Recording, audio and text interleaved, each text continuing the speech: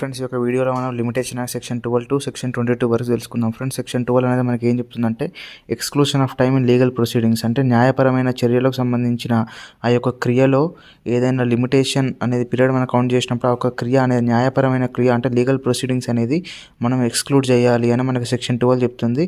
అంటే ఏ రకమైన లీగల్ ప్రొసీడింగ్స్లో మనం ఆ యొక్క లిమిటేషన్ పీరియడ్ కౌంట్ చేసేటప్పుడు మనం ఎగ్జాంప్ట్ చేయాలని మనకి సెక్షన్ 12లో కొన్ని పాయింట్స్ ఉన్నాయి. ఒక పాయింట్స్లో ఏంటి అంశాలు ఉన్నాయంటే మనకి ఫస్ట్ డే అంటే లిమిటేషన్ యాక్ట్లో మనకి ఒక లిమిటేషన్ పీరియడ్ కౌంట్ చేసేటప్పుడు ఫస్ట్ డే అంటే మనకి కాజ్ ఆఫ్ యాక్షన్ జరిగిన తర్వాత లిమిటేషన్ యాక్ట్ కౌంట్ చేసేటప్పుడు అంటే లిమిటేషన్ పీరియడ్ కౌంట్ చేసేటప్పుడు ఆ ఒక ఫస్ట్ డే అనేది మనము ఎక్స్క్లూడ్ చేయాలి ఆ ఒక లిమిటేషన్ పీరియడ్ నుంచి. అంటే ఫర్ ఎగ్జాంపుల్ మనకి జనవరి 1 నుంచి మనకి లిమిటేషన్ పీరియడ్ స్టార్ట్ అయింది అనుకోండి. అంటే జనవరి 1 నుంచి మనకి లిమిటేషన్ పీరియడ్ స్టార్ట్ అయితే ఆ ఒక జనవరి 1 ఉన్నది కదా, ఆ ఒక జనవరి 1 మనం ఎక్స్క్లూడ్ చేసి జనవరి 2 నుంచి మనం కౌంట్ చేయాలి అని మనకి ఈ మన సెక్షన్ 12లో మనకి ఫస్ట్ పాయింట్ అని మనకు చెప్తుంది, ఫస్ట్ డే అని. తర్వాత డే ఆఫ్ జడ్జిమెంట్ అంటే ఫర్ ఎగ్జాంపుల్ ఏదైనా ఒక అంశానికి సంబంధించిన జడ్జిమెంట్ వస్తుంది కదా, జడ్జిమెంట్ వచ్చిన తర్వాత 30 days లోపు మన అప్పీల్కి వెళ్ళాలి.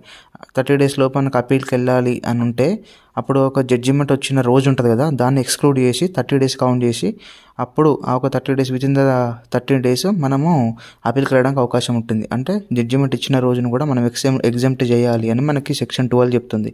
తర్వాత time obtaining for a copy of degree sentence or order అంటే మనకి ఏంటంటే ఈ యొక్క జడ్జిమెంట్ ఇచ్చిన రోజే మనకి కాపీస్ అనేది ప్రొడ్యూస్ చేయరు. అంటే జడ్జిమెంట్ కాపీస్ కానీ డిగ్రీకి సంబంధించిన కాపీస్ కానీ మనకి ఆ పార్టీస్కి అందజేయరు, కొంచెం టైం పడుతుంది. ఆ ఒక టైం అంటే ఒక కాపీస్ మనం అప్టైన్ చేయడానికి ఒక పట్టే కాలం ఉంటుంది కదా, ఆ ఒక కాలంని కూడా మనం ఎగ్జామ్ట్ చేయాలి అని మనకి సెక్షన్ 12లో మనకి చెప్తున్నది. తర్వాత time obtaining for the copy of award అంటే ఒక అవార్డు ఒక కోర్ట్ అనేది ఒక అవార్డు సెటిసైడ్ చేసింది అనుకోండి. For example an application to set aside an order an award అంటే ఒక అప్లికేషన్ అనేది ఒక సెటిసైడ్కి సంబంధించిన ఒక అవార్డు అనేది మనకి కోర్టు జారీ చేసినప్పుడు ఆ ఒక అవార్డుకి సంబంధించిన దాన్ని మనం పొందడానికి పడ్డ కాలం కూడా మనం ఎగ్జామ్ట్ చేయాలి అని మనకి సెక్షన్ 12 అనేది చెప్తుంది. తర్వాత సెక్షన్ 13 అనేది మనకి ఏం చెప్తుందంటే రీజన్ ఫర్ పాపరిజం అంటే పాపరిజం అంటే ఏంటిదంటే పూర్ అని అర్థం. అంటే ఫర్ ఎగ్జాంపుల్ సెక్షన్ 13 అనేది మనకి ఏం చెప్తుందంటే ఫర్ ఎగ్జాంపుల్ మనము పాపర్ సూట్ అనేది ఫైల్ చేస్తే ఒక ఫైల్ చేసిన అప్పటి నుంచి కోర్టు ఒకవేళ పాపర్ సూట్ అనేది అంటే పూర్ పీపుల్ మాకు డబ్బులు లేవు అంటే నేను పావర్టీలో ఉన్నాను లేకుంటే పూర్లో ఉన్నాను కాబట్టి నేను కోర్టు ఫీజు అనేది కట్టలేను అని కోర్టు వారికి మనం విన్నపం చేస్తూ ఒక అప్లికేషన్ అనేది ఫైల్ చేస్తాం. అప్పుడు ఆ ఒక అప్లికేషన్ కోర్టు వారు ఒకవేళ రిజెక్ట్ చేశారు అనుకోండి, అప్లికేషన్ ఫైల్ చేసేటప్పుడు మనము లిమిటేషన్ పీరియడ్ కంప్లీట్ అయిపోయింది. అంటే అప్లికేషన్ ఫైల్ చేసే లాస్ట్ రోజే లిమిటేషన్ పీరియడ్ అనేది కంప్లీట్ అయిపోయింది. అప్పుడు కోర్టు వారు ఆ ఒక ప్రొసీడింగ్స్ చేసి తర్వాత ఈ యొక్క పాపర్ సూట్ అనేది నీకు సెట్ కాదు, నువ్వు పాపర్ సూటర్లో నువ్వు ఎలిజిబుల్ కావన్న ఉద్దేశంతో కోర్టు వారు ఒకవేళ ఒక అప్లికేషన్ తిరస్కరించినట్లయితే అప్పుడు ఇతను ఆ ఒక పాపర్ సూట్ ఇన్స్టిట్యూట్ చేసినప్పటి నుంచి ఆ ఒక్క పాపర్ సూట్ అనేది కోర్టు వారు రిజెక్ట్ చేసిన ఒక కాలపరిమితి ఉంటుంది కదా, దాన్ని కూడా మనము లిమిటేషన్ యాక్ట్లో ఆ ఒక లిమిటేషన్ పీరియడ్ కౌంట్ చేసేటప్పుడు ఎక్స్క్లూడ్ చేయాలి అని మనకి సెక్షన్ 13 అనేది చెప్తుంది. తర్వాత సెక్షన్ 14 మనకి ఏం చెప్తుందంటే exclusion of time of proceeding bona fide in the court without jurisdiction అంటే మన బోనఫైడ్ ఇంటెన్షన్తో ఒక కోర్టులో ఒక జ్యూరిస్డిక్షన్ అనేది ఒక కోర్టుకు లేదు, అప్పుడు మనం ఒక లిమిటేషన్ పీరియడ్లో లోబడి మన ఒక కోర్టులో మనం కేసు అనేది ఫైల్ చేసాం గుడ్ ఫేత్తోని. అప్పుడు ఆ ఒక్క కేసు అనేది కోర్టు వారు అంటే జనరల్గా ఒక ఇన్స్టిట్యూట్ ఒక సూట్ని ఇన్స్టిట్యూట్ చేసేటప్పుడు కోర్టు వారు దాన్ని గ్రహిస్తారు అంటే ఇది జ్యూరిస్డిక్షన్లో ఉందా లేదా అని. కానీ కొన్ని సందర్భాల్లో ఏంటంటే కోర్టు వారు కూడా ఈ యొక్క జ్యూరిస్డిక్షన్కు లోబడి ఉన్నదా లేదా అని దాన్ని గ్రహించకుండా సూట్ని అడ్మిట్ చేస్తారు. సూట్ అడ్మిట్ చేసిన తర్వాత ఏం తెలుస్తుందంటే ప్రొసీడింగ్స్లో ఈ యొక్క జ్యూరిస్డిక్షన్ అనేది ఒక కోర్టుకి లేదు అని కోర్టు వారికి తెలుస్తుంది. అప్పుడు ఏమవుతుంది, ఆ ఒక్క కోర్టు వారికి తెలిసి ఆ ఒక్క అప్లికేషన్ని తోసిపుచ్చినప్పటికీ మనకి కాలపరిమితి అనేది కంప్లీట్ అయిపోతుంది. అప్పుడు కాలపరిమితి కంప్లీట్ అయిపోతే ఇతని సూట్ వేయడానికి అవకాశం లేదు, ఎందుకంటే లిమిటేషన్ పీరియడ్ కంప్లీట్ అయిపోయింది కాబట్టి. అందుకే శాసనకర్తలు ఏం చేశారంటే ఈ యొక్క దాన్ని నివారించడానికి మనకి సెక్షన్ 14 అనేది చెప్పారు. సెక్షన్ 14లో ఏంటంటే ఒకవేళ ఒక కోర్టుకి జ్యూరిస్డిక్షన్ ఉందని ఒక గుడ్ ఫేత్తోని ఒక సూట్ని ఒక లిమిటేషన్ పీరియడ్ లోబడి నువ్వు సూట్ ఫైల్ చేస్తే తర్వాత ఒక లిమిటేషన్ పీరియడ్ అయిపోతే అప్పుడు అంటే కోర్టు వారు ఎప్పుడైతే ఒక అప్లికేషన్ తిరస్కరించినప్పుడు ఆ ఒక్క లిమిటేషన్ పీరియడ్ అయిపోయింది అనుకోండి, అప్పుడు ఇతనికి లాస్ కాకుండా అంటే గుడ్ ఫేత్తో ఇతను ప్రివెంటివ్ కంప్లైంట్ చేసిన కదా ఇన్స్టిట్యూట్ చేసిన సూట్ అతనికి లాస్ కాకుండా మనకి లిమిటేషన్ పీరియడ్ అనేది లిమిటేషన్ యాక్ట్లో ప్రిస్క్రైబ్ చేసిన పీరియడ్ అయిపోయినప్పటికీ ఒక అప్లికేషన్ అడ్మిట్ చేయాలి. అది ఒక లిమిటేషన్ పీరియడ్కి లోబడి మాత్రమే ఇతను ఫైల్ చేశాడు అని మనం అనుకోవాలని మనకి సెక్షన్ 14 అనేది చెప్తుంది. అయితే ఈ యొక్క అప్లికేషన్ని తిరస్కరించినప్పుడు జ్యూరిస్డిక్షన్ లేదని ఈ యొక్క అప్లికేషన్ సెక్షన్ 14 కింద తిరస్కరించినప్పుడు కోర్టు వారు ఏం చేస్తారంటే కొంత టైం ఇస్తారు. కొంత టైంలో నువ్వు ఏ ఒక్క జ్యూరిస్డిక్షన్లో ఈ యొక్క సూట్ ఫైల్ చేయడానికి కోర్టు వారు ఎంపవర్ ఉంటారో ఆ ఒక జ్యూరిస్డిక్షన్లో నువ్వు కేసు ఫైల్ చేయండి అని ఈ యొక్క ప్లేంటిఫ్కి మళ్ళీ చెప్తారు. అప్పుడు కొంత పీరియడ్ ఇస్తారు. ఒక పీరియడ్ లోపల మనము ఆ ఒక సూట్ని మనము కరెక్ట్ జ్యూరిస్డిక్షన్ ఉన్న కోర్టులో ఫైల్ చేస్తే అప్పుడు లిమిటేషన్ పీరియడ్ లోపలనే మనము ఈ యొక్క సూట్ని ఫైల్ చేసినట్టుగా మనం భావించాలి అని మనకి సెక్షన్ 14 అని చెప్తుంది. కానీ సెక్షన్ 14లో ఇంపార్టెంట్ అంశం ఏంటిదంటే గుడ్ ఫేత్. తర్వాత సెక్షన్ 15 ఏం చెప్తుందంటే exclusion of time in certain other cases. అంటే కొన్ని వేరే ఎక్కువ కేసెస్లో కూడా మనము ఒక లిమిటేషన్ పీరియడ్ని కౌంట్ చేసేటప్పుడు ఎగ్జామ్ట్ అనేది చేయాలి. ఏంటిది కొన్ని ప్రొసీడింగ్స్ అనేది మనం చేసేటప్పుడు. అంటే ఫర్ ఎగ్జాంపుల్ ఏంటంటే మనకు సెక్షన్ 15లో ఏంటంటే అదర్ కేసెస్లో ఏమేమి వస్తుందంటే ఫర్ ఎగ్జాంపుల్ నువ్వు ఒక సూట్ ఫైల్ చేయాలి. ఒక సూట్ ఫైల్ చేయాలంటే ఏంది గవర్నమెంట్ యొక్క పర్మిషన్ కావాలి. అంటే ఫర్ ఎగ్జాంపుల్ నువ్వు పబ్లిక్ సర్వెంట్ పైన ఒకవేళ డ్యూటీకి లోబడి ఏదైనా పని చేస్తే అప్పుడు నీ యొక్క హక్కులు భంగం కలిగినప్పటికీ ఒకవేళ నీ హక్కులు భంగం కలిగితే అప్పుడు నువ్వు సూట్ అనేది ఫైల్ చేయాలి. ఒక పబ్లిక్ ఆఫీసర్ పైన కానీ లేకపోతే గవర్నమెంట్ పైన కానీ. అప్పుడు ఈ యొక్క సూట్ ఫైల్ చేసే దానికంటే ముందు 2 months నోటీస్ అనేది నువ్వు వాళ్ళకి ఇవ్వాలి. అంటే పబ్లిక్ సర్వెంట్కి కానీ గవర్నమెంట్ కానీ 2 months నోటీస్ అనేది ఇవ్వాలి. అంటే ఇక్కడ నోటీస్ మనం ఇస్తాం కదా. ఈ యొక్క నోటీస్ ఇచ్చిన తర్వాత కొన్ని అప్పుడు మీ యొక్క లిమిటేషన్ పీరియడ్ కౌంట్ చేసేటప్పుడు ఒక 2 months మనకి ఎక్స్క్లూడ్ చేయాలి. అంటే ఇంకా కొన్ని సందర్భంలో ఏంటంటే మనము ఒక సూట్ ఫైల్ చేయాలి. ఫర్ ఎగ్జాంపుల్ ఒక ఫారినర్ పైన మనం సూట్ ఫైల్ చేయాలంటే మనకి కొన్ని సందర్భాలు ఏంటంటే ఒక ఫారినర్ పైన మనం సూట్ ఫైల్ చేయాలంటే గవర్నమెంట్ యొక్క పర్మిషన్ తీసుకొని మనం ఫైల్ చేయాలి. అంటే గవర్నమెంట్ యొక్క పర్మిషన్ మనం అప్లికేషన్ చేసినప్పటి నుంచి వెళ్ళి గవర్నమెంట్ ఒక శాంక్షన్ మనకి పొందినంత వరకు ఆ ఒక పీరియడ్ ఉంటుంది కదా లిమిటేషన్. అంటే ఆ ఒక్క శాంక్షన్ ఉంటుంది కదా, అంటే ఇంటర్మీడియట్ పీరియడ్ ఉంటుంది కదా. అంటే మన అప్లికేషన్ మనకి ప్రభుత్వం వారికి మనం సమర్పించినప్పటి నుంచి వెళ్ళి అప్లికేషన్ పైన ప్రభుత్వం వారు డిసిషన్ తీసుకున్నంత వరకు ఒక శాంక్షన్ ఇచ్చేంత వరకు ఈ యొక్క మధ్యలో గల కాల వ్యవధిని మనము ఈ యొక్క లిమిటేషన్ పీరియడ్లో మనం ఎక్స్క్లూడ్ చేయాలి అని మనకి సెక్షన్ 15లో చెప్తారు. సెక్షన్ 15లో ఇంకేమున్నదంటే ఫర్ ఎగ్జాంపుల్ మనము ఒక స్టే తెచ్చుకున్నాం అనుకోండి. ఒక ఆర్డర్ పైన స్టే తెచ్చుకున్నప్పుడు ఆ ఒక పట్టే కాలం ఉంటుంది కదా, ఆ ఒక కాలంని కూడా మనం ఎక్స్క్లూడ్ చేయాలి లిమిటేషన్ పీరియడ్ కౌంట్ చేసేటప్పుడు అని మనకి సెక్షన్ 15 అనేది చెప్తున్నది. తర్వాత ఇంకా ఇదేంటంటే ఫర్ ఎగ్జాంపుల్ ఒక పర్సన్ ఉన్నాడు. ఒక పర్సన్ మనకి ఫారెన్లో ఉన్నాడు. అంటే ఫర్ ఎగ్జాంపుల్ మనం ఏంటంటే అప్పు ఇచ్చాము. ఒక వ్యక్తికి అప్పు ఇచ్చాము. ఏ అనే ఒక వ్యక్తి బి అనే వ్యక్తికి అప్పు ఇచ్చాడు. ఒక 1 lakh ఇచ్చాడు అప్పు. అయితే ఈ యొక్క 1 lakh ఇచ్చిన అప్పుని మనకు లిమిటేషన్ పీరియడ్ ఎంత ఉంటే ప్రామిసరీ నోట్ రాసుకుంటే 3 years లోపు అతను సూట్ ఫైల్ చేయాలి. ఎవరు బి పైన సూట్ ఫైల్ చేయాలి. ఎందుకంటే అప్పు తిరిగి ఇవ్వలేదు కాబట్టి. అంటే 3 years లోపు. అయితే ఇతను ఏం చేశాడంటే అప్పుడు అతను ఫారెన్ వెళ్ళిపోయాడు. అంటే ఎవరు బి అని ఒక వ్యక్తి ఫారెన్ వెళ్ళిపోయాడు. అంటే ఫారెన్ వెళ్ళిపోయినాడు కాబట్టి అతను మళ్ళీ ఇండియాకి ఎప్పుడు వస్తాడో అప్పటి వరకు ఒక లిమిటేషన్ పీరియడ్ అనేది ఎక్స్పైర్ కానట్టుగా మనం భావించాలి. అంటే ఫర్ ఎగ్జాంపుల్ ఏంటంటే ఇప్పుడు ఏ అని ఒక వ్యక్తి బి అని ఒక వ్యక్తికి ₹1,00,000 ఇచ్చాడు. ₹1,00,000 ఇచ్చినాక అతను అమెరికా వెళ్ళిపోయాడు బి అనే ఒక వ్యక్తి. అప్పుడు అమెరికా వెళ్ళిపోయింది కాబట్టి అతని మీద సూట్ ఫైల్ చేయడానికి అవకాశం లేదు కదా, అమెరికాలో ఉన్నాడు కాబట్టి అనే ఉద్దేశంతో శాసనకర్తలు ఏం చేశారంటే అతను భారతదేశానికి ఎప్పుడైతే తిరిగి వస్తారో అప్పుడు సూట్ ఫైల్ చేయడానికి అవకాశం ఉంటుంది. అప్పుడు లిమిటేషన్ పీరియడ్ అనేది మనం కౌంట్ చేయడానికి అవకాశం ఉండదు. ఎప్పుడైతే భారత్కి వస్తాడో, ఎప్పుడైతే మన ఇండియాకి వస్తాడో అప్పుడు మనము సూట్ ఫైల్ చేయడానికి అవకాశం కల్పిస్తున్నది అని మనకి సెక్షన్ 15 అనేది మనకు చెప్తుంది. అదర్ కేసెస్ మనకి సెక్షన్ 15లో. తర్వాత మనకి సెక్షన్ 16 ఇది ఏంటంటే effect of certain cases of limitation. ఈ యొక్క పీరియడ్ ఆఫ్ లిమిటేషన్ అంటే సెక్షన్ 16లో మనకి ఏం చెప్తుందంటే effect of death on before accrual of right to sue. అంటే మనకి ఏంటంటే ఒక వ్యక్తి అతనికి హక్కులు సంక్రమించే కంటే ముందే చనిపోతాడు. అప్పుడు ఆ ఒక్క లీగల్ హియర్స్ ఉంటారు కదా. అంటే ఫర్ ఎగ్జాంపుల్ ఏ అని ఒక వ్యక్తికి బి అని ఒక వ్యక్తి పైన సూట్ ఫైల్ చేయడానికి హక్కులు ఉన్నది.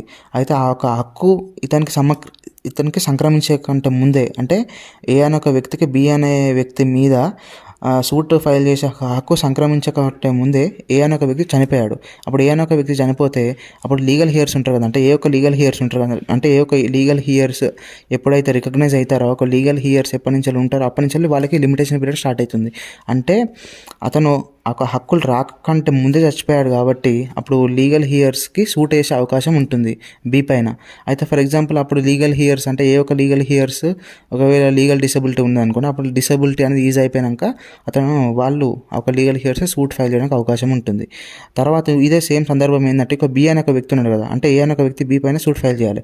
అయితే బి అనే ఒక వ్యక్తి ఏం చేసిందంటే బి పైన సూట్ ఫైల్ చేసే ఒక లయబిలిటీ అనేది ఇతనికి వచ్చే ముందే ఇతను చనిపోయాడు. అంటే ఇతని పైన సూట్ ఫైల్ చేయడానికి గల టైం కంటే ముందే ఇతను చనిపోయాడు. అంటే ఎవరు బి చచ్చిపోతే అప్పుడు లీగల్ హియర్స్ ఎవరైతే ఉంటారో ఆ ఒక లీగల్ హియర్స్ పైన సూట్ వేయడానికి అవకాశం ఎప్పుడైతే ఉంటుందో అప్పటి నుంచి లిమిటేషన్ పీరియడ్ అనేది కంటిన్యూ అవుతున్నట్టుగా మనం భావించాలని మనకి సెక్షన్ 16 అనేది చెప్తుంది. తర్వాత మనకి సెక్షన్ 17 ఏం చెప్తుంటే effect of fraud or mistake. అంటే పీరియడ్ ఆఫ్ లిమిటేషన్ ఎప్పుడు స్టార్ట్ అవుతుందంటే ఫర్ ఎగ్జాంపుల్ ఒక ఫ్రాడ్ కానీ ఒక మిస్టేక్ కానీ డిస్కవర్ అయింది అనుకోండి, అప్పుడు ఒక ఎఫెక్టెడ్ పార్టీకి ఆ ఒక పీరియడ్ ఆఫ్ లిమిటేషన్ అనేది మనకి ఆ ఒక డిస్కవరీ ఎప్పుడైతే జరిగిందో అప్పటి నుంచి స్టార్ట్ అవుతుంది. అంటే అతనిపైన సూట్ ఎప్పుడు ఫైల్ చేయాలంటే ఫర్ ఎగ్జాంపుల్ మనకి ఈ యొక్క ఫ్రాడ్ కానీ తర్వాత ఈ యొక్క కన్సీల్మెంట్ ఆఫ్ డాక్యుమెంట్కి సంబంధించి అంటే డాక్యుమెంట్లను దాచడం కానీ తర్వాత మిస్టేక్ చేయడం కానీ తర్వాత ఫ్రాడ్ చేయడం కానీ, అప్పుడు ఇట్లా చేయడం వల్ల ఎఫెక్టెడ్ పార్టీ ఉంటాడు కదా, ఒక ఎఫెక్టెడ్ పార్టీ అనే ఒక వ్యక్తి ఎప్పుడైతే ఒక ఫ్రాడ్ కానీ మిస్టేక్ కానీ కన్సీల్మెంట్ ఆఫ్ డాక్యుమెంట్కి సంబంధించిన ఒక అంశం అనేది అతనికి ఎప్పుడైతే కాగ్నిజెన్స్ వచ్చిందో అంటే ఎప్పుడైతే అతనికి తెలిసిందో అప్పటి నుంచి 1 year లోపు అతను సూట్ ఫైల్ చేయాలి. ఒక డిస్కవరీ ఆఫ్ ఫ్రాడ్ కానీ తర్వాత ఈ యొక్క డిస్కవరీ ఆఫ్ ఫ్రాడ్ కానీ తర్వాత ఈ యొక్క కన్సీల్మెంట్ కానీ తర్వాత మిస్టేక్ కానీ ఇది ఎప్పుడైతే డిస్కవర్ అయిందో అప్పటికి డిస్కవర్ అయినప్పటి నుంచి 1 year లోపు అతను సూట్ ఫైల్ చేయాలని మనకి సెక్షన్ 17 అనేది చెప్తుంది. తర్వాత మనకి దీంట్లో సెక్షన్ 17 ఎగ్జెప్షన్స్ ఉన్నాయి. ఒక ఎగ్జెప్షన్స్ ఏంటంటే ఇన్ కేస్ ఆఫ్ ఫ్రాడ్, అంటే ఫ్రాడ్ జరిగినప్పుడు అంటే ఏంటంటే ఒక ఫ్రాడ్ అనేది ఒక వ్యక్తి ఫ్రాడ్గా చేసి ఒక ప్రాపర్టీని ట్రాన్స్ఫర్ చేసుకున్నాడు. ఒక ప్రాపర్టీ ట్రాన్స్ఫర్ చేసిన తర్వాత ఆ ఒక్క ప్రాపర్టీని మళ్ళీ వేరే ఒక వ్యక్తికి అతను కన్సిడరేషన్తో అతను అమ్మిండు అనుకోండి, అప్పుడు ఎగ్జెప్షన్స్ అనేవి ఉన్నది. అంటే ఇక్కడ ఫ్రాడ్ కానీ మిస్టేక్ కానీ కన్సీల్మెంట్ ఆఫ్ డాక్యుమెంట్కి సంబంధించిన అంశాలకు సంబంధించి ఎవరైనా ఒక ప్రాపర్టీని పర్చేజ్ చేస్తే ఆ ఒక పర్చేజ్ చేసిన ఒక వ్యక్తి ఉంటాడు కదా, అతను వాల్యుబుల్ కన్సిడరేషన్ ఇచ్చి ఒక ప్రాపర్టీని మనం పొందితే అప్పుడు అతని పైన కేసు ఫైల్ చేయడానికి అవకాశం లేదు అని మనకి సెక్షన్ 17 అనేది చెప్తుంది. అంటే ఫర్ ఎగ్జాంపుల్ ఏ అనే ఒక వ్యక్తి బి అనే ఒక వ్యక్తికి ఒక ప్రాపర్టీ అనేది ఫ్రాడ్గా ట్రాన్స్ఫర్ చేయించుకోండి అనుకోండి, వారు ఏ అనే ఒక వ్యక్తి బి ఒక ప్రాపర్టీని ఏ ఒక వ్యక్తి ఫ్రాడ్గా ట్రాన్స్ఫర్ చేసుకోండి బి దగ్గర నుంచి వెళ్ళి, అయితే ఒక ఏ తెలివిగా ఏం చేసిన ఒక ప్రాపర్టీని కన్సిడరేషన్తో ఎవరికి సి అనే ఒక వ్యక్తికి అమ్మిండు. అంటే ఏ అనే ఒక వ్యక్తి సి అనే ఒక వ్యక్తికి బి యొక్క ప్రాపర్టీని ఫ్రాడ్గా ట్రాన్స్ఫర్ చేసుకొని అమ్మిండు. అప్పుడు సి యొక్క వ్యక్తికి ఏం తెలియదు, అసలు ఫ్రాడ్ గురించి మిస్టేక్ గురించి కానీ తర్వాత కన్సీల్మెంట్ డాక్యుమెంట్కి సంబంధించి ఏం తెలియదు ఒక అంశాలు. అప్పుడు ఈ యొక్క సెక్షన్ అనేది ఒక సెక్షన్ 17 అనేది ఎగ్జెప్షన్ అనేది ఎవరైతే పర్చేసర్ ఉండో అతను మనకి వాల్యుబుల్ కన్సిడరేషన్ ఇచ్చుకొని అతను ఆస్తి తీసుకున్నాడు కాబట్టి ఆ ఒక వ్యక్తికి ఎవరికి ఆ ఒక సి అనే ఒక వ్యక్తికి మనకు సెక్షన్ 17 అనేది ఎగ్జెప్షన్ కల్పిస్తుంది అని మనకి సెక్షన్ 17 అనేది చెప్తున్నది. తర్వాత ఇక్కడ ఇంపార్టెంట్ ఏంటంటే పర్చేసర్ లాఫుల్ మనకి వాల్యుబుల్ కన్సిడరేషన్తోనే అతను ప్రాపర్టీ అనేది తీసుకోవాలి. అప్పుడు మాత్రం సెక్షన్ 17 అనేది ఎగ్జెప్షన్ అనేది కల్పిస్తుంది. obtained in writing duly signed by the party against whom such property right liability is claimed before the expiry period of limitation. The fresh period of limitation is computed from date of acknowledgement. అంటే ఏంటంటే మనకి ఈ యొక్క acknowledgement అనేది ఈ యొక్క రసీద్ అనేది అంటే ఎక్నాలజ్మెంట్ అంటే ఫర్ ఎగ్జాంపుల్ కన్సెంట్ అనేది ఆ ఒక అసెంట్ అనేది మనము ఈ యొక్క ఒక ప్రాపర్టీ పైన కానీ తర్వాత రైట్ అండ్ లయబిలిటీ పైన కానీ మనము ఒక ఎక్నాలజ్మెంట్ అనేది ఎవరిపైన అయితే మనం సూట్ వేయడానికి అవకాశం ఉంటుందో అతని యొక్క సిగ్నేచర్ అనేది మనం తీసుకున్నాం అనుకోండి, అప్పుడు సిగ్నేచర్ అయితే ఎప్పుడైతే తీసుకుంటామో ఒక రైటింగ్లో అప్పుడు ఆ ఒక సిగ్నేచర్ తీసుకున్నప్పటి నుంచి మనకి లిమిటేషన్ పీరియడ్ అనేది స్టార్ట్ అవుతున్నట్టుగా మనకి సెక్షన్ 18 అనేది మనకి చెప్తుంది.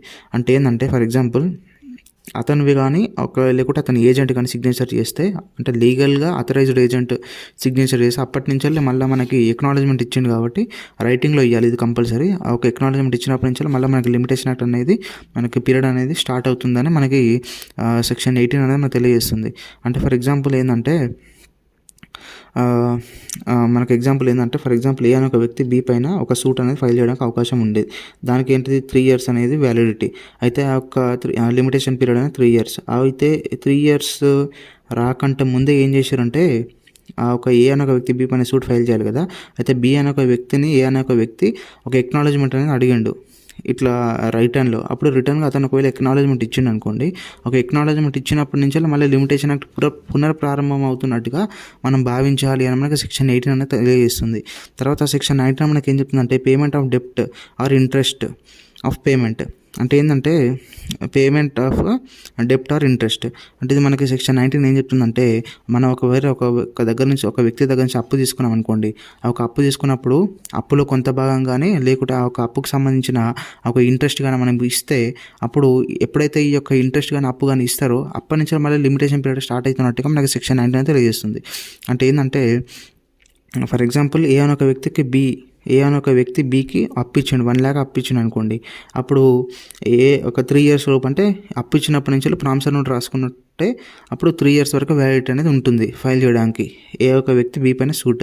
అయితే ఈ యొక్క పీరియడ్ అనేది అయిపోతుంది, కానీ అతను డబ్బు ఇవ్వడానికి అవకాశం లేకుండా పోయింది. అంటే తను బాగా పూర్ కానీ ఇంకేదో వేరే ఒక రీజన్స్తో తన డబ్బు అనేది పే చేయలేకపోతుండే ఎవరు ఏకి ₹1,00,000. అప్పుడు ఏంటంటే ఏం చేశాడంటే, సరే మరి నీకు ఎంతో కొంత డబ్బు నాకు ఇచ్చేసాయి, ఎంతో కొంత డబ్బు నాకు ఇస్తే తర్వాత చూసుకుందాం మిగతాది అని అంటే, అప్పుడు బి అని ఒక వ్యక్తి ఏకి డబ్బు ఇచ్చిండు అనుకోండి, అంటే ఒక ఇంట్రెస్ట్ కానీ లేకపోతే ఎంతో కొంత డబ్బు అనేది అతను ఇచ్చిండు అనుకోండి ఏకి బి.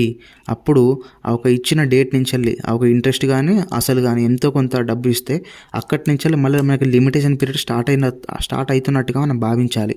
అని మనకి ఎప్పుడైతే అతను ఇంట్రెస్ట్ కానీ లేకుంటే అసల్లో కొంచెం కానీ డబ్బు ఇస్తే డబ్బు ఇచ్చినప్పుడు డేట్ నుంచి వెళ్ళి మళ్ళీ 3 years వరకు ఈ యొక్క లిమిటేషన్ పీరియడ్ అనేది రినవల్ అవుతున్నట్టుగా మనం భావించాలని మనకి సెక్షన్ 19 అనేది మనకు తెలియజేస్తుంది. తర్వాత డెప్ట్ does not include money payable under decree or order of the court. అంటే ఈ యొక్క డెప్ట్ అనేది ఇది మనకి ఒక మనీ పేయబుల్ అంటే మనకి ఈ యొక్క డిక్రీలో ఒక డిక్రీ కానీ ఒక ఆర్డర్లో కోర్టు వారు ఈ యొక్క మనీని పే చేయండి అని ఒకవేళ ఆర్డర్ అనేది పాస్ చేస్తే, అప్పుడు ఆ ఒక మనీ ఇస్తే దాన్ని డెప్ట్గా మనం కన్సిడర్ చేయొద్దు అని మనకి సెక్షన్ 19లో మనకు తెలియజేస్తున్నది. తర్వాత సెక్షన్ 20 అనేది మనకి ఏం తెలియజేస్తుందంటే, acknowledgement or payment by another person. అంటే ఇక్కడ ఏంటంటే మనకి the expression agent duly authorised in this behalf in section 18-19 shall in the case of the person under disability. ఇప్పుడు ఫర్ ఎగ్జాంపుల్ ఏంటంటే మనకి సెక్షన్ 20లో ఏం చెప్తుందంటే, ఫర్ ఎగ్జాంపుల్ ఒక ఏజెంట్ ఉన్నాడు, ఆ ఒక ఏజెంట్ అథరైజ్డ్గా ఏజెంట్ ఉండి అతను సిగ్నేచర్ చేసినప్పటికీ అతను ఆ ఒక్క ఎక్నాలజ్మెంట్ ఇస్తే ఆ ఎక్నాలజ్మెంట్ చెల్లుతుందని మనకి సెక్షన్ 20 అని తెలియజేస్తుంది. అప్పుడు ఈ యొక్క దాంట్లో ఏంటిదంటే లాఫుల్ గార్డియన్ అనేది ఉండాలి. ఇక్కడ ఇంపార్టెంట్ ఏంటంటే లాఫుల్ గార్డియన్ ఉంటే, అప్పుడు లాఫుల్ గార్డియన్ అంటే తెలుసు కదా, లాఫుల్ గార్డియన్ అంటే కోర్ట్ అపాయింట్ చేసిన గార్డియన్ లాఫుల్ గార్డియన్. ఆ ఒక లాఫుల్ గార్డియన్ ఓకే ఈ యొక్క మైనర్ లయబిలిటీ ఉన్నది అని ఒకవేళ సిగ్నేచర్ అనేది చేసిండు అనుకోండి, అప్పుడు మళ్ళీ ఈ యొక్క గార్డియన్ సిగ్నేచర్ చేసిండు కాబట్టి, ఈ యొక్క లాఫుల్ గార్డియన్ సిగ్నేచర్ చేసిండు కాబట్టి లిమిటేషన్ పీరియడ్ పునఃప్రారంభం అవుతున్నట్టుగా మనకు సెక్షన్ 20 అని తెలియజేస్తుంది. తర్వాత సెక్షన్ 20 ఇంకో ఇంపార్టెంట్ అంశం ఏంటిదంటే, ఫర్ ఎగ్జాంపుల్ ఒక పార్ట్నర్షిప్ బిజినెస్ ఉన్నది, ఒక పార్ట్నర్షిప్ బిజినెస్లో ఏబిసి అనే ఒక ముగ్గురు ఉన్నారు. అయితే ముగ్గురు ఏం చేశారంటే ఆ ఒక డి దగ్గర నుంచి డబ్బులు తీసుకున్నారు కాబట్టి అప్పుడు ఈ యొక్క ముగ్గురులో ఒకరు సిగ్నేచర్ చేశారు అనుకోండి, సిగ్నేచర్ చేస్తే ఎక్నాలజ్మెంట్ ఇచ్చినప్పటి నుంచి మళ్ళీ స్టార్ట్ అవుతుంది కదా లిమిటేషన్ పీరియడ్ అనేది.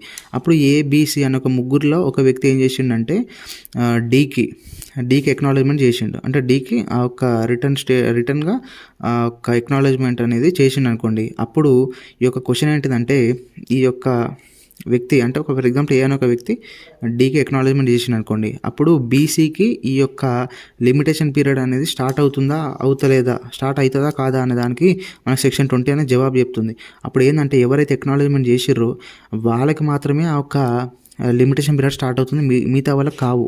ఈ యొక్క పార్ట్నర్షిప్ బిజినెస్ అయినా కానీ అదే ఏ బిజినెస్ అయినా కానీ ఒకవేళ పార్ట్నర్షిప్ బిజినెస్లో ఒక డీడ్లోనే ఒకవేళ ఉందనుకోండి, ఫైనాన్షియల్గా సంథింగ్ ఏదైనా ఎక్నాలజ్మెంట్ చేసే అధికారం అనేది అప్పుడు ఏకి ఇచ్చారు అనుకోండి, అప్పుడు ఒక అధికారం ఇచ్చారు కాబట్టి అతను ఒక ఏజెంట్గా భావించి అతను సిగ్నేచర్ చేస్తాడు కాబట్టి అప్పుడు లిమిటేషన్ పీరియడ్ అనేది మనకి బీసీకి కూడా వర్తిస్తున్నట్టుగా మనకు సెక్షన్ 20 అనేది చెప్తుంది. కానీ జనరల్గా ఏంటంటే ఒకవేళ అతనికి పవర్ ఇవ్వలేదు అనుకోండి, అప్పుడు ఏబిసి ఈ యొక్క ముగ్గురులో ఒక వ్యక్తి ఒకవేళ అక్నాలజ్మెంట్ చేస్తే లిమిటేషన్ పీరియడ్ అనేది అందరికి స్టార్ట్ కాదు, ఎవరైతే అక్నాలజ్మెంట్ ఇచ్చారో వారికి మాత్రమే స్టార్ట్ అవుతుందని మనకి సెక్షన్ 20 అనేది మనకు తెలియజేస్తుంది.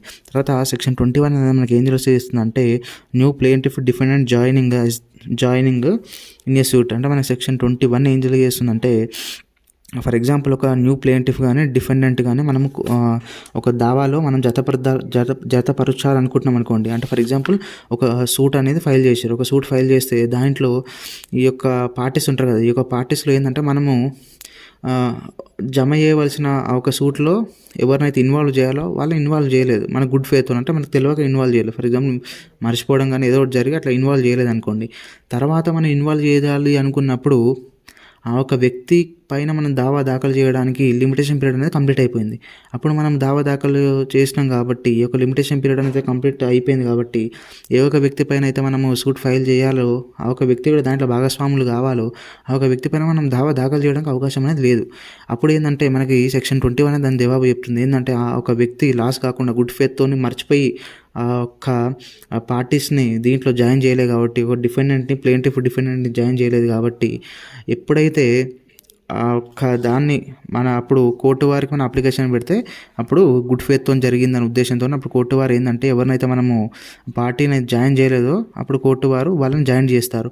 అయితే ఇక్కడ ఏంటంటే లిమిటేషన్ పీరియడ్ అయిపోయినప్పటికీ గుడ్ ఫేత్తో జరిగింది కాబట్టి ఎప్పుడైతే సూట్ అనేది ఇన్స్టిట్యూట్ అయిందో అప్పటి నుంచి లిమిటేషన్ పీరియడ్ అనేది ఇతనికి కూడా లిమిటేషన్ పీరియడ్ లోబడి ఇతని పైన లిమిటేషన్ పీరియడ్ అయిపోయినప్పటికీ గుడ్ ఫేత్తో ఇతను మర్చిపోయి సూట్లో మనము జతపరచలేదు కాబట్టి కోర్టు వారు ఈ యొక్క ఇతని పైన కూడా సూట్ అనేది ఎవరిపైన అయితే సూట్ ఫైల్ చేస్తున్నామో అతని పైన కూడా మనం సూట్ ఇంతకుముందుకే ఫైల్ చేసినట్టుగా అంటే లిమిటేషన్ పీరియడ్ లోపలనే సూట్ ఫైల్ చేసినట్టుగా మనం భావించాలి అని మన సెక్షన్ 21 అని తెలియజేస్తుంది. అయితే ఇక్కడ న్యూ ప్లేంటిఫ్ కానీ డిఫెండెంట్కి కానీ ఇది వర్తిస్తుంది.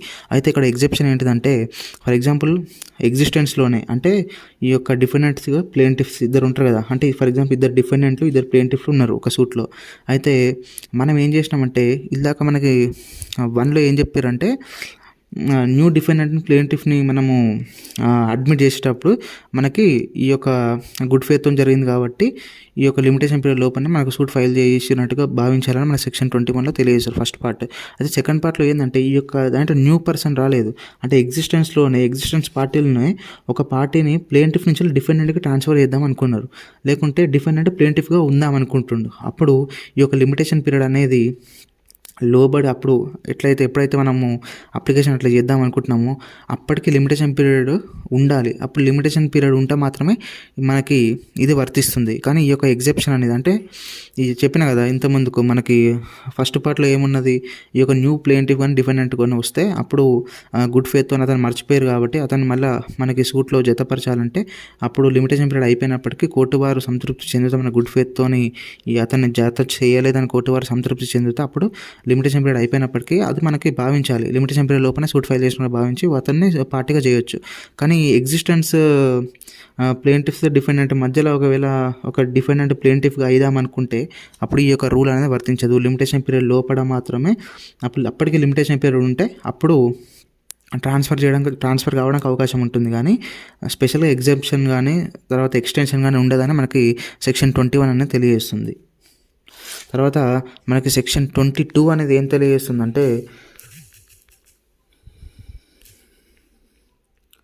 మనకి సెక్షన్ 22 అనేది మనకి ఏం చెప్తుందంటే కంటిన్యూ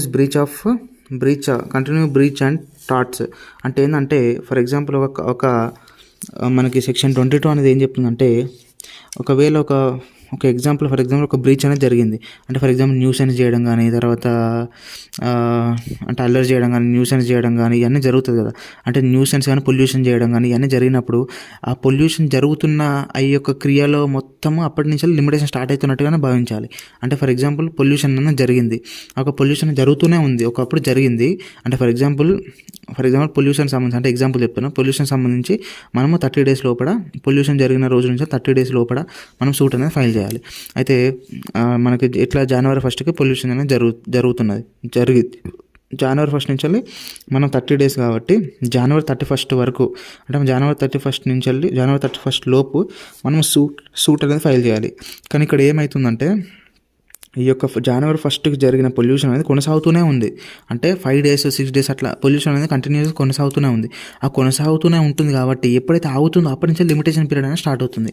అంటే అప్పుడు January 5th అనేది మనకు ఆగింది అనుకోండి, January 5th నుంచి 30 డేస్ వరకు మనం కౌంట్ చేసి అప్పుడు మనము ఈ యొక్క సూట్ అనేది ఫైల్ చేయడానికి అవకాశం ఉంటుంది. అంటే జనవరి 5th అంటే 5th డే కూడా పొల్యూషన్ జరిగింది కాబట్టి జనవరి 6th నుంచి కౌంట్ చేసి ఒక జనవరి 6th నుంచి 30 డేస్ లోపల మనం సూట్ ఫైల్ చేయడానికి అవకాశం ఉంటుంది అని మనకి సెక్షన్ 22 అనేది చెప్తుంది. అంటే సెక్షన్ 22లో మనకి ఏం చెప్తుందంటే ఫర్ ఎగ్జాంపుల్ ఒక బ్రీచ్, ఒక టాట్ కానీ ఒక బ్రీచ్ కానీ జరిగింది, బ్రీచ్ ఆఫ్ కాంట్రాక్ట్ కానీ తర్వాత ఇది జరిగింది, ఒక బ్రీచ్ ఆఫ్ కాంట్రాక్ట్ కానీ తర్వాత ఇది జరిగినప్పుడు కంటిన్యూస్ బ్రీచ్ ఆఫ్ కాంట్రాక్ట్ కానీ లేకుంటే టాట్ కానీ జరిగినప్పుడు ఏంటంటే ఇది కంటిన్యూస్గా జరుగుతుంది కాబట్టి అప్పుడు మనం సూట్ దావాని దాఖలు చేయడానికి ఎప్పుడైతే కంటిన్యూస్గా జరుగుతుంది కాబట్టి ఎప్పుడైతే ఆగిపోతుందో అప్పటి నుంచి మళ్ళీ మనకి లిమిటేషన్ పీరియడ్ అనేది స్టార్ట్ అవుతున్నట్టుగానే మనం భావించాలని మనకి సెక్షన్ 25 అనేది మనం తెలియజేస్తుంది. అంటే పొల్యూషన్ కానీ లేకుంటే నెగ్లిజెన్స్ కానీ లేకుంటే మనకి ఆ తర్వాత డిస్టర్బెన్స్ కానీ ఇవి ఏవైనా కానీ కంటిన్యూస్గా జరిగితే ఎప్పుడైతే ఆగిపోతుందో అప్పటి నుంచి లిమిటేషన్ పీరియడ్ స్టార్ట్ అవుతున్నట్టుగా భావించాలి. అప్పటి వరకు లిమిటేషన్ పీరియడ్ స్టార్ట్ అవుతున్నది బట్ అప్పుడే స్టార్ట్ అవుతున్నట్టు ఆ రోజే స్టార్ట్ అవుతున్నట్టుగా మనం భావించాలి అని మనకి సెక్షన్ 22 అనేది మనకు తెలియజేస్తుంది. ఇది ఫ్రెండ్స్ మనకి సెక్షన్ 12 to సెక్షన్ 22.